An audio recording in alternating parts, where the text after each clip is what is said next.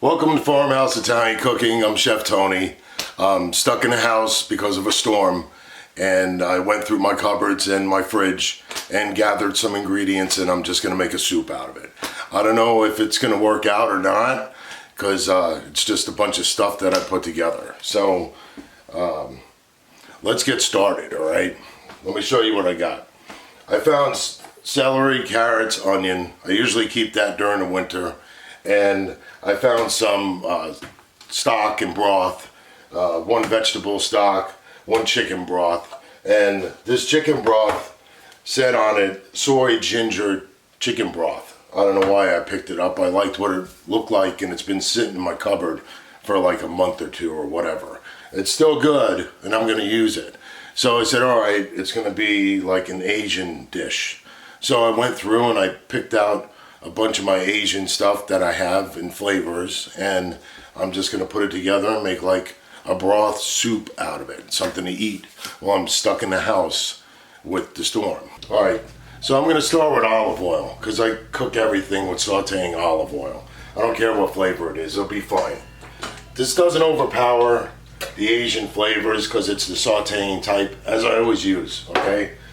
And just going to put my mirepoix, which is, you know, the onions and carrots and celery, you know, that I told you about, mirepoix. But what I'm going to do different is, instead of using white wine, I'm going to use sake, okay? And I keep sake around, it lasts forever. And a lot of Asian flavors that you keep and different sauces and stuff last a long time. So this will get you out of a jam, right? So now I'm going to start with a light soy sauce, because I'm not going to put any salt in here because it'll end up really salty with the soy also. So I'm going to use the soy sauce.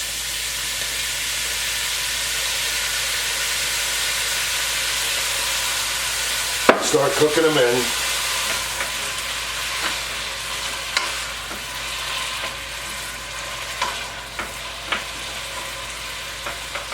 And for pepper, I figured let me just keep going Asian, and I got, you know what this is, you know, sriracha. So I'm just going to use this instead of black pepper. It's still a pepper, and I have just enough left. I see here. Like I said, I had to scramble and find something to make because I'm hungry and I can't go anywhere, you know. All right, well, there's not enough of that, so I gotta use some black pepper too. So, like I said, I've never made this before. I don't even know if it's gonna come out good or not, but I'm gonna give it a shot, you know. So I'm cooking it with a little soy in it, some hot pepper and some black pepper. That's all I got going on right now. So I want to get them started. And I found some lentils. I like lentils. I mean, if you don't, you can do split peas, would have worked. A bean, probably from a can or pre-soaked, would have worked in this, you know, situation. And I'm going to put my lentils in a little bit early because I'm going to try to toast them a little bit, you know, just to give a little more flavor. And like I said, this is not a recipe I've ever made before. I'm just throwing this together, and I thought I'd film it and see if I could put it up. I don't know. It may not make it past my kitchen. I don't know. So I'm going to put them in there. Lentils cook pretty quick. So what I'm doing for the lentils are not going to be the star of what I'm doing here. These lentils are going to start to toast and give me an earthy flavor is what they're going to do at this point, okay?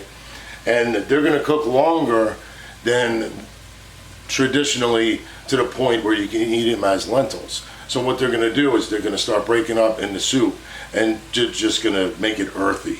So you're not necessarily going to end up with pieces of lentil or little lentils left when I'm done with it, right? So, but the flavor is going to come out nice. So far, it smells good, you know? And like I like to do with everything is I like to cook it with a wine of some sort. It's just the way I do my stuff, right?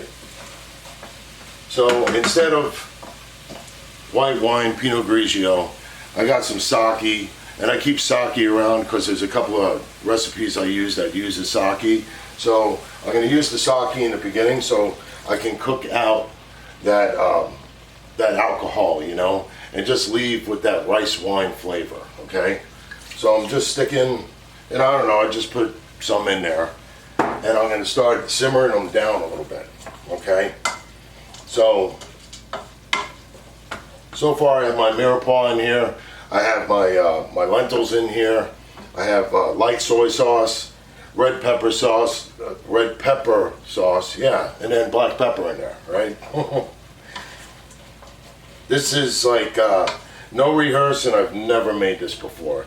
I may get done with this and have to dump it because it doesn't taste good, but I think it's going to be okay.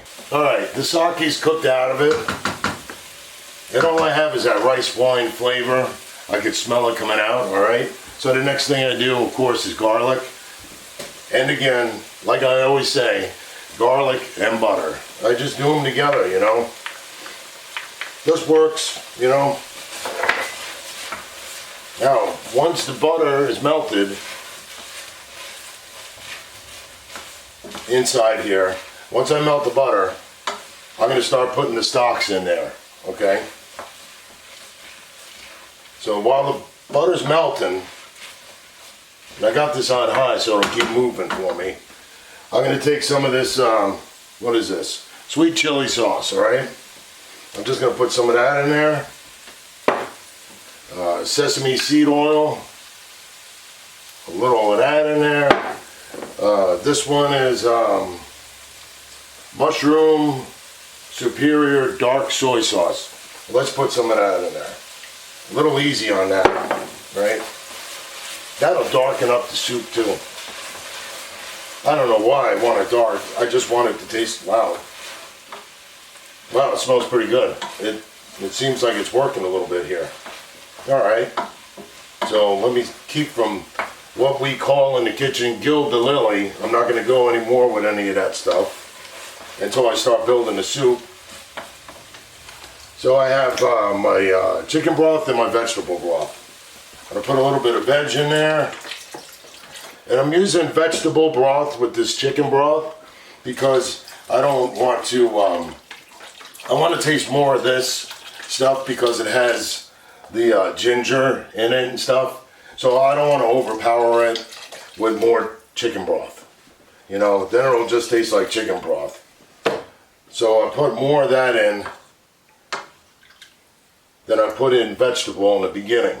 Because something that I found out with vegetable broth or vegetable stock is if you cook it too hard, it changes its flavor and it starts tasting nasty. So I stay away from cooking the vegetable stock earlier. I use combinations of chicken and vegetable stock when I make soups, mainly. And I always go vegetable second because I've gone with the vegetable in the beginning and cooked it hard and simmered it, and man, it gets a nasty flavor to it. So I learned, okay? So a lot of things that I tell you, yeah, I've made those mistakes, okay? So I'm going to get this going here, and I have some frozen spinach that I found. I found some egg noodles, and I found pot stickers, right? And the pot stickers are just, you know, the frozen ones you get in the freezer section or whatnot.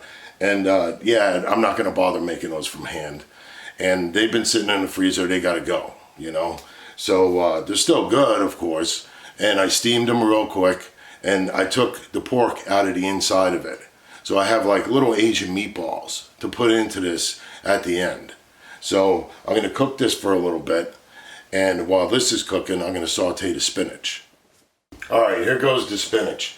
I got frozen spinach out of the freezer, and this one was that block of frozen spinach, and I just happen to have it in there, and again, it's still good, so I'm going to cook it. I got a hot pan, olive oil in it.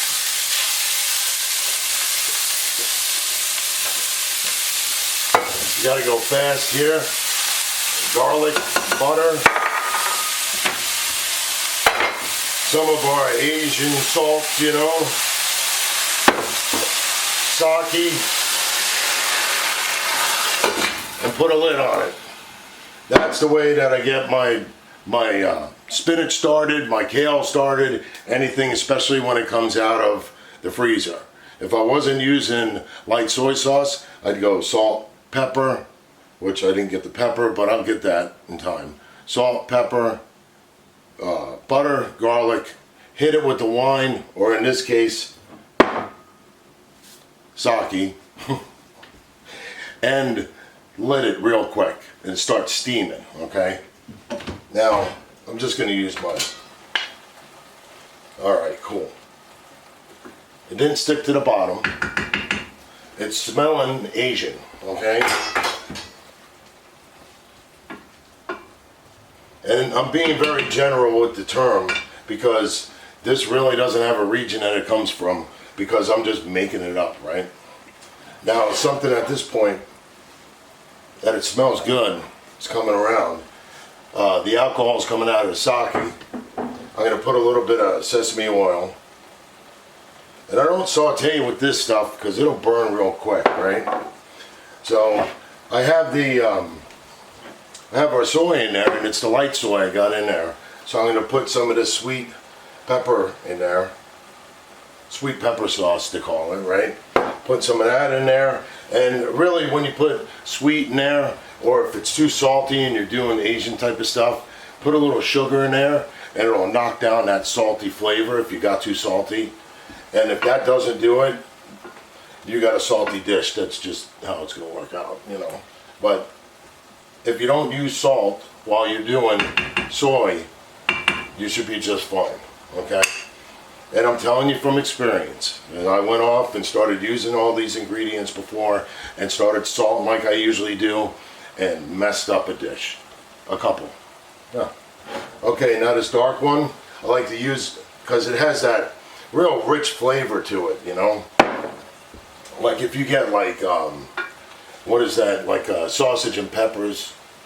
I mean, beef and peppers at the Chinese restaurant. It's like a deeper flavor, this here, for that, right? Okay. So over here, what I started, my soup over here, I hope I'm still in the frame. Yeah, I'm in the frame, okay. No one's running the camera. I was left home alone too, by the way, okay. I'm bringing this down. Ooh, it smells pretty good. All right. So I'm bringing it down to about a 4, which is like a medium low. And then this I'm going to drop down to a low, and I reserved some of the stock and broth to put in with the spinach. Because if you just take this frozen spinach and just throw it into the soup, it's going to bring down your flavors because it has no flavor to it really. Just, you know, it just tastes like, well, I don't know, just regular frozen spinach, which isn't really that exciting, okay? So I held back enough for that. I got enough in there and I put the rest in to the soup, okay? So I got my stocks, my broths, they're all in. And now I'm starting to cook down over here. And what I'm trying to do in here is I'm trying to extract the flavor that's in my mirepoix and those lentils that I put in there and start developing.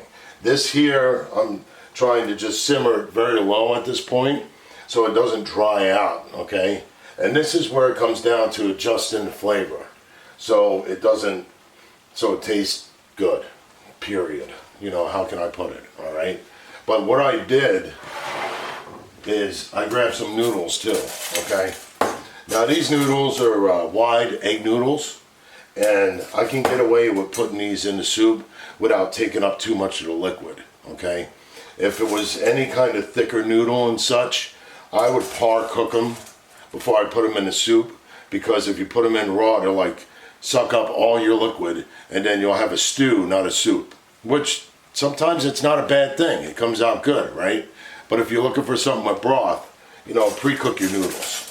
I'm not putting them all in there. I'm just putting some in there because, you know, I can have pasta and everything. I love it, you know. Well, not everything, but this thing I want it, right? Okay. And then here's they're like little Asian meatballs that I got out of those pot stickers. I just steamed them, and I took the outside off of them. And, you know, you're probably wondering, well, why don't you just put the whole pot sticker in there, right? Well, I've done that before, you know. And I cooked them, steamed them before, so they were fully cooked. put them into the soup at the end. And, you know, it was really great. They were about that big, right? So I put it in the fridge, and I took it out the next day to eat some, and they were this big. You couldn't get like one into a bowl. But if that's something that you want, that'll happen if you put the whole pot sticker cooked into your soup at the end of the soup, okay? So this is where we're at now. I'm going to let it cook a little bit, and I'm going to take a break, and I'm going to come back, and it looks like I'll be able to finish it up for you. Okay, right when I went to break, I put the egg noodles in there to start cooking them. Now the egg noodles are cooked, which we would call al dente. So when you bite into them, they don't get stuck in your teeth. It's just a little bit of to the tooth, they say, right? And then I let it simmer on low. Something that I did have to do, I had to put more chicken stock in there because all the ingredients I was putting in there was starting to come into more of a stew. And I want some broth. So that's the only reason. You could go without the chicken stock and just make it a stew and eat it like that. There's no rules with this. Like I said, it's not a real recipe. Well, maybe it is now. It tastes pretty good. I'm just gonna put spinach in here until I like how much I have, you know.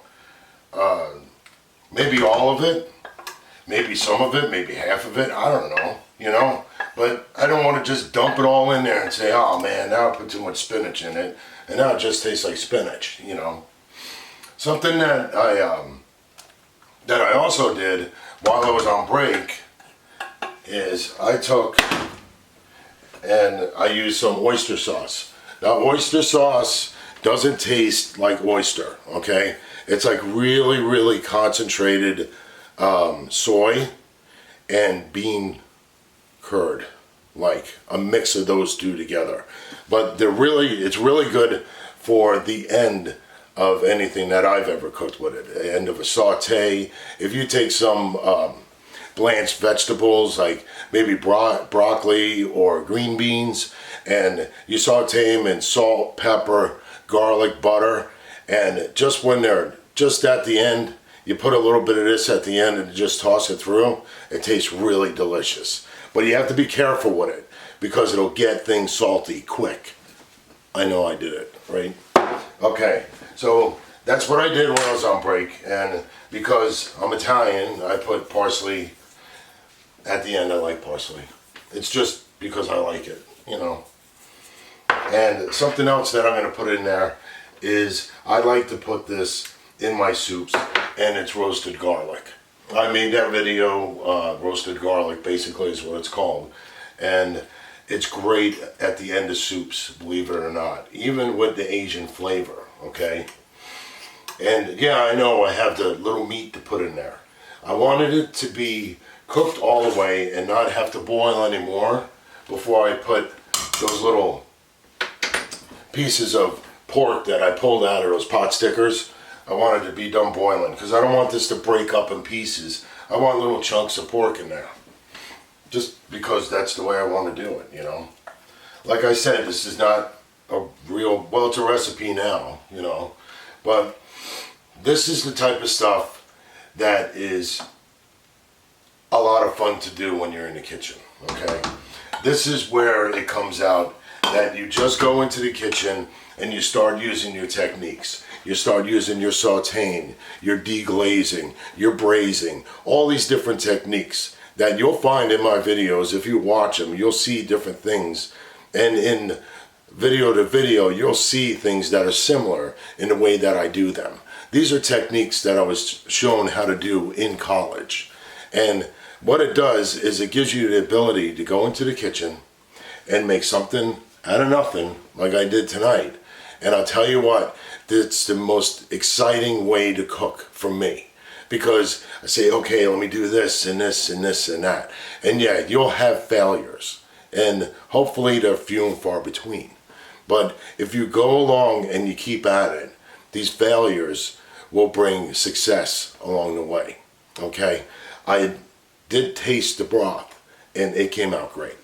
So I'll put it in a bowl. I'll take a picture of it, put that up towards the end of the video.